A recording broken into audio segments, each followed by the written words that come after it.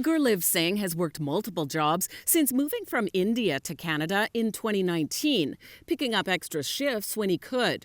Now he wants Doug Ford to apologize. I was really shocked listening to it, that how is it possible that we been working so hard, so damn hard, and then listening to such comments from a premier who should actually support immigrants. Yesterday, when speaking about a labor shortage, Ford said he only wanted hardworking people to come to Canada. You come here like every other new Canadian has come here, you work your tail off. If you think you're coming to collect the dole and sit around, not going to happen. Go somewhere else. Today, calls for an apology also came from inside the legislature. Will the Premier apologise for his reckless comments?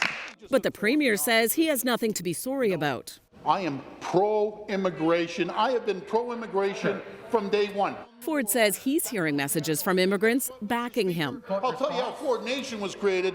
They came to this country. They couldn't get a hold of any NDP Liberal leaders, but they got a hold of the Mayor of Toronto. They got a hold of the Premier. This communications specialist tweeted, calling the comments a disgrace. It's ridiculous at any time to say, but to say it on the heels of a pandemic, one day they're pandemic heroes, and then the next day they are potentially freeloaders. All three opposition parties say the Premier needs to apologize. He had a chance to show some leadership today. Instead, he doubled down. It doesn't show weakness to apologize when you make a mistake.